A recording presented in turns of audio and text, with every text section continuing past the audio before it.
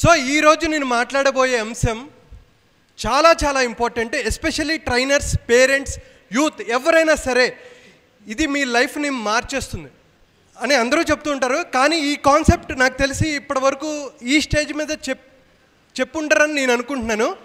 ఇది ట్రైనర్స్ వినాలని నేను కోరుకుంటున్నాను. ఈ concept very very powerful and మీ లైఫ్ని చేంజ్ చేసే కాన్సెప్ట్. అంటే మీరు ఆరోగ్యంగా, ఆనందంగా, హ్యాపీగా ఉండాలి అని అనుకుంటే ఈ కాన్సెప్ట్ చాలా ఉపయోగపడుతుంది. సో ఈరోజు మనం మాట్లాడుకునే concept is psychology of betting and gambling. So ఈ కాన్సెప్ట్ నేను ఎందుకు తీసుకొచ్చాను అంటే నా దగ్గరికి చాలామంది క్లయింట్స్ వస్తుంటారు. దాంట్లో ఒక 80% బెట్టింగ్ అండ్ గ్యాంబ్లింగ్ బాధితులే. సో అందుకని నేను ఈ ముఖ్యంగా ఎందుకు trainers and parents, teachers, principals, whoever maybe ఎవరైతే యూట్యూబ్లో చూస్తున్నారో ప్రతి ఒక్కరికి ఇది చాలా చాలా అవసరమైంది.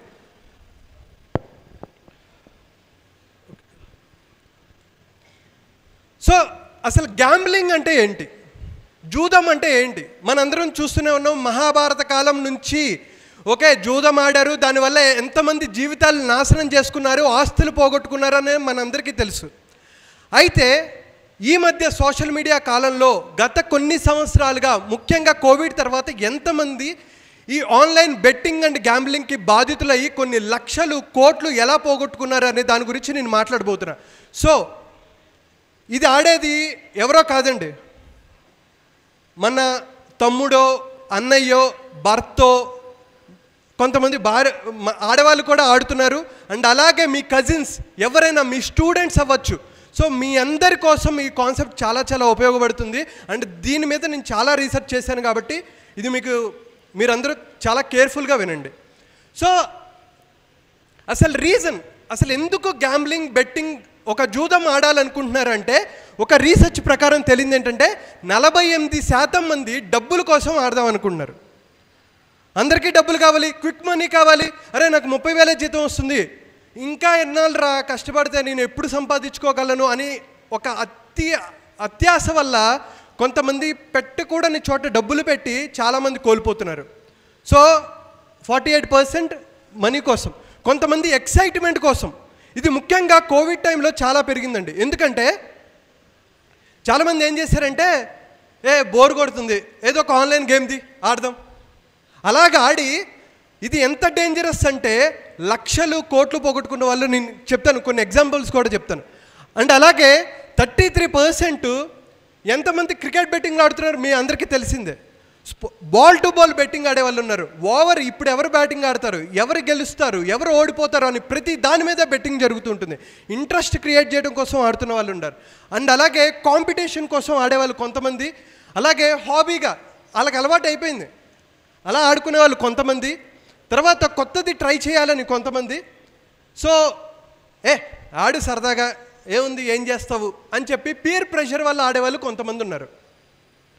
చూడండి, ఈ కాన్సెప్ట్ నేను తీసుకోవడానికి రీజన్ ఏంటంటే ఇండియా మొత్తం మీద బెట్టింగ్ మార్కెట్ అంటే 180,000 కోట్లు.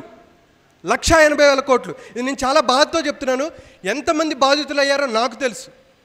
సో ప్రతి ట్రైనరు ఈ కాన్సెప్ట్ విని మీరు స్కూల్స్కి, కాలేజెస్కి, లేకపోతే ఇది అవేర్నెస్ క్రియేట్ చేయాలని నేను కోరుకోవడానికే ఈ కాన్సెప్ట్ నేను తీసుకొచ్చా. సో చూడండి, 180,000 కోట్లు మార్కెట్.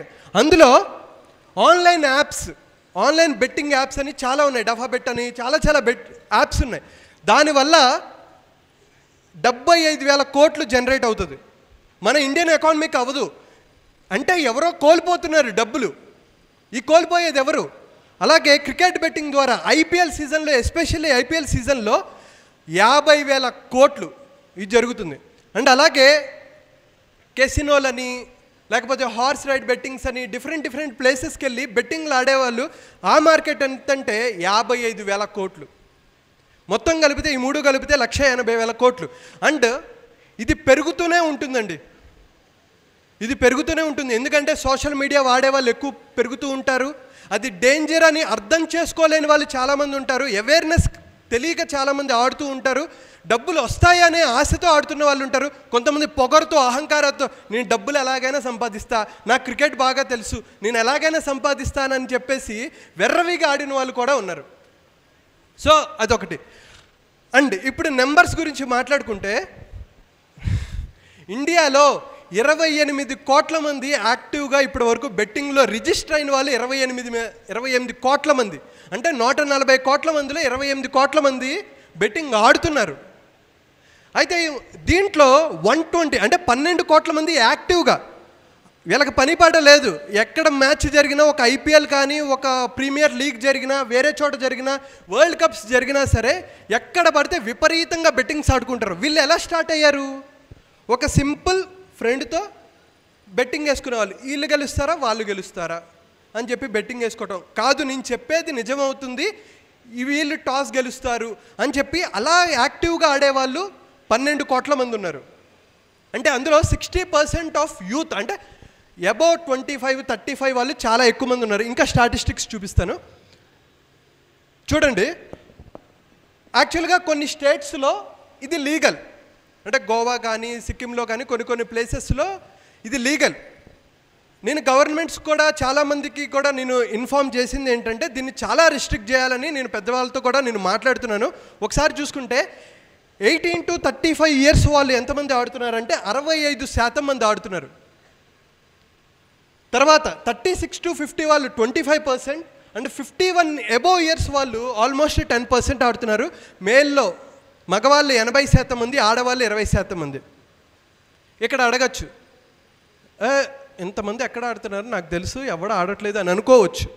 ఎందుకంటే వీళ్ళు బయటికి నెంబర్స్ రారు కాబట్టి. ఐ హ్యావ్ అ క్లయింట్, గుంటూరులో ఒక టాప్ ఆర్థోపెడిషన్ నా క్లయింట్. ఎంత పోగొట్టుకున్నారు తెలుసా? 2.5 కోట్లు. ఎవరికి చెప్తారు? ఎవరికి చెప్పుకోలేని కూడా చెప్పుకోలేరు సిచ్యువేషన్. పోలీస్ ఆఫీసర్స్ 80 లక్షలు, 3 కోట్లు. హయ్యెస్ట్ నాకున్న క్లయింట్ 17 కోట్లు. 17 కోట్లు అంటే మనం అందరం సక్సెస్ గురించి మాట్లాడుకున్నాం. విజయం వెళ్ళాలి, ఎన్నాళ్ళు కష్టపడి చిన్న మారుతి సుజుకి కారులో నుంచి, లేకపోతే సైకిల్ దొక్కునే పరిస్థితి నుంచి వాళ్ళు కార్స్కి వచ్చారు, మెర్సిడీస్లు కొన్నారు, అంతా అయింది.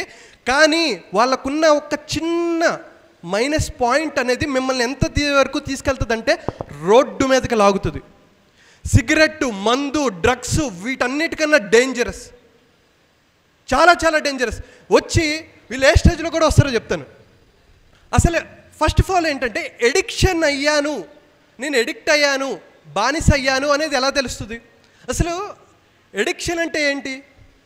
ఏదైతే మనకి చెడు చేస్తుంది అని తెలిసినా సరే, సైకలాజికల్గా, ఫిజికల్గా, సోషల్లో ఇంపాక్ట్ అవుతున్నా సరే, నెగిటివ్గా ఇంపాక్ట్ అవుతున్నా సరే వాళ్ళు వదులుకోలేరు. That is called addiction. ఇంకా నేను డీటెయిల్కి వెళ్ళదలుచుకోలేదు because we have less time. So phases of gambling. Phases ఏంటంటే, first one is called winning phase. So winning phase అంటే ఏంటంటే, ఈ ఫేజ్లో డబ్బులు వస్తూ ఉంటాయి. ఒక 1000 రూపాయలు పెడతారు. వీళ్ళు 1000 రూపాయలు ఎలా చేస్తారో తెలుసా? ఇక్కడ ఒక సైకలాజికల్ గేమ్ ఆడతారనమాట. వాళ్ళు ఏమాడతారంటే, ఈ 1000 రూపాయలు వీడి జేబులో నుంచి తీరు చేసి బెట్టింగ్ యాప్స్ వాళ్ళు ఏం చేస్తారంటే, నీకు 1000 రూపాయలు ఇస్తున్నా, 1500 ఇస్తున్నా, నువ్వు ట్రై చేయి, నీ డబ్బులు కాదుగా, వస్తే ఓకే, పోతే నీకేం కాదులే అన్న ఉద్దేశంలో జనాల్ని డ్రైవ్ చేస్తున్నారు, ప్రజల్ని డ్రైవ్ చేస్తున్నారు. సో వాళ్ళు ఏం చేస్తారు?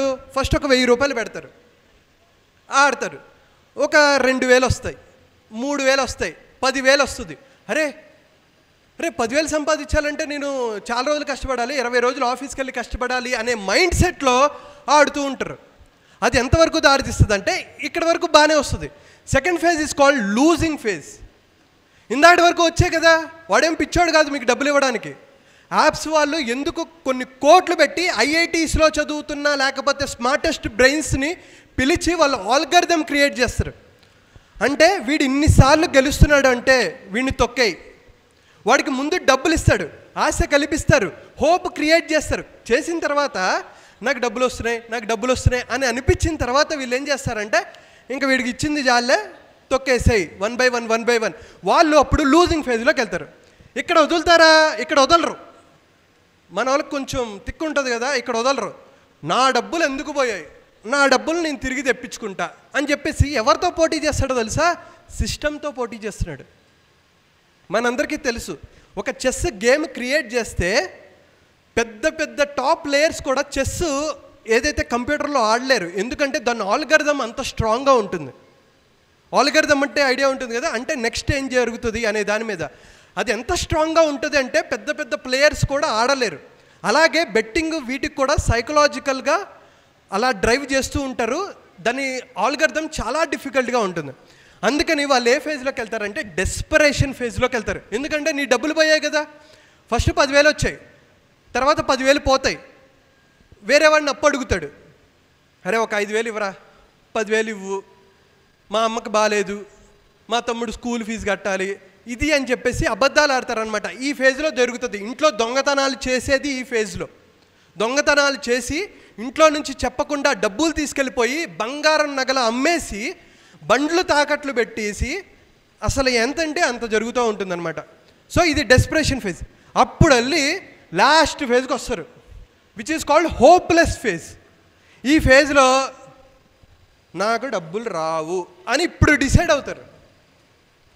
అప్పటికే 60 లక్షలు, 70 లక్షలు, 80 లక్షలు, 3 కోట్లు, 17 కోట్లు అంతా పోగొట్టుకుంటారు. పోగొట్టుకొని ఎవరి దగ్గరికైనా వెళ్ళి ట్రీట్మెంట్ చేయించుకోవాలనుకున్నా, ఒక సైకాలజిస్ట్ దగ్గరికి రావాలన్నా వీళ్ళ దగ్గర డబ్బులు కూడా ఉండవు. ఆస్తులు తాకట్టు పెట్టేసుకుంటారు. ఈ ఫేజ్లో సూసైడ్ చేసుకుందాం అనుకుంటారు. This is called hopeless phase. Okay, so అందుకనే నేను ఇది చెప్పబోయేది ఏంటంటే, మీరు ఒక్కసారి మీ మెంబర్స్ ఎవరైనా ఉన్నారా, మీ ఇంట్లో వాళ్ళు ఉన్నారా, సో మీ ఇంట్లో ఎవరైనా ఉన్నారా దీనికి బాధితులు, మీరు ఈరోజు ఇంటికి వెళ్ళి మిమ్మల్ని మీరు ప్రశ్నించుకొని మీ వాళ్ళతో మాట్లాడాల్సిన ఎంతైనా అవసరం ఉంది. మీరు ట్రీట్మెంట్ కానీ ఏదైనా సరే మీరు చేయాల్సిన అవసరం ఎంతైనా ఉంది. Clear? Okay, see this is going to be my last అనమాట. ఇంకా నేను దీని తర్వాత నేను బెట్టింగ్ గ్యాంబ్లింగ్ గురించి మాట్లాడకపోవచ్చు ఇలాంటి పెద్ద స్టేజ్ మీద, ఎందుకంటే I'm moving to a different topics going forward. అందుకని మీరు ఇంట్లో ప్రతి ట్రైనర్ కానీ లేకపోతే పేరెంట్ కానీ టీచర్ కానీ దీని గురించి ఎంతైనా మాట్లాడాల్సిన అవసరం ఉంది.